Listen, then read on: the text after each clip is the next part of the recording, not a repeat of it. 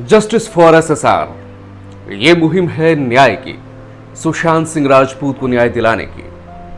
और इस मुहिम के साथ पूरा देश जुड़ गया है। पूरा भारत एक मत है कि सुशांत सिंह राजपूत को न्याय दिलाना है। और न्याय की इस मुहिम में सोशल मीडिया पर जबरदस्त समर्थन मिला है। रिया और सुशांत की प्रेम कहानी में लव भी है, ड्रग्स भी है और धोखा भी है। और तभी तो सीबीआई रिया से राज उगलवाने की कोशिशें कर रही है।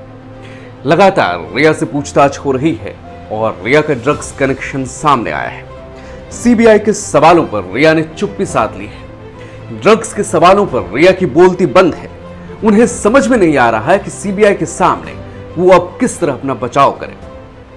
कुछ ही दिन पहले रिया ने एक प्लांटेड इंटरव्यू के जरिए सुशांत पर, उनके परिवार पर, उनकी मां पर, उनकी बहनों पर, उनके पिता पर लांछन लगाए थे। सुशांत नशा करता था। सुशांत की बहन ने रिया के साथ बदतमीजी की थी। सुशांत के पिता ने उनकी मां को छोड़ दिया था। सुशांत की मां की मौत मानसिक बीमारी की वजह से हुई थी और सुशांत भी मानसिक तौर पर बीमार था। यह रिया का दावा है। और रिया बिल्कुल पाक साफ थी, बेकसूर थी। रिया ने इस इंटरव्यू के जरिए यह जतलाने की कोशिश की कि सुशांत सिंह राजपूत के इस मामले में वो बिल्कुल पाक साफ है। उन्होंने एक भी पैसा सुशांत सिंह का नहीं लिया। उन्होंने कभी कोई ड्रग्स नहीं लिया। उनके सुशांत की मौत के पीछे में उनका कोई हाथ नहीं है। उन्होंने हार्ड डिस्क डिलीट नहीं करवाए। लेकिन सीबीआई और देश की जनता इतनी भी बेवकूफ नहीं है। उन्हें राज उगलवाना अच्छे से आता है। जरा महसूस कीजिए उस पिता के दर्द को जिसका एक जवान बेटा खो गया है। जरा महसूस कीजिए उन बहनों को, बहनों की दर्द को जिनका इकलौता भाई चला गया। क्या ये सुशांत के साथ नाइंसाफी नहीं थी? उसके परिवार के साथ नाइंसाफी नहीं थी? मुश्किल की इस घड़ी में पूरा देश सुशांत के साथ है। लेकिन रिया ये माहौल बनाने की कोशिश कर रही है कि सुशांत का परिवार उनके परिवार को बर्बाद करना चाहता है।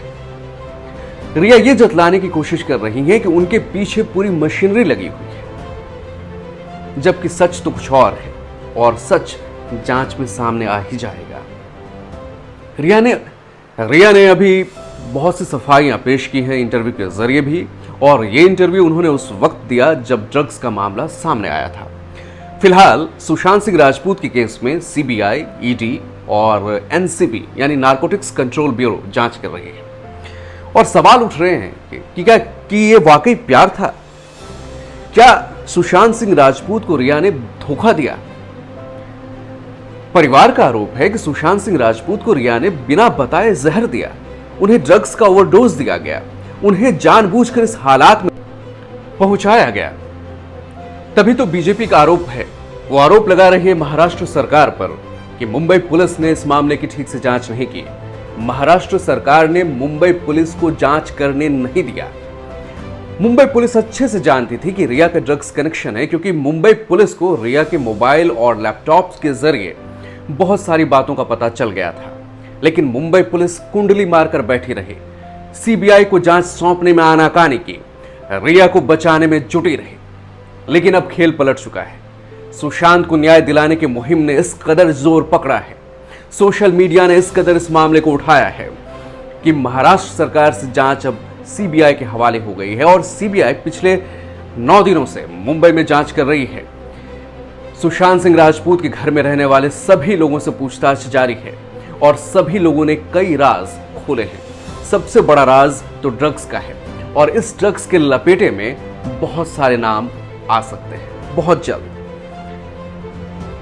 लोगों का भरोसा सीबीआई पर है, देश का भरोसा सीबीआई पर है और लोग पूरा सच जानना चाहते हैं। देश जानना चाहता है कि सुशांत सिंह राजपूत की मौत हुई, उन्होंने आत्महत्या की या उनकी हत्या की गई, और हत्या की गई या फिर आत्महत्या हुई, दोनों के पीछे क्या वजह थी?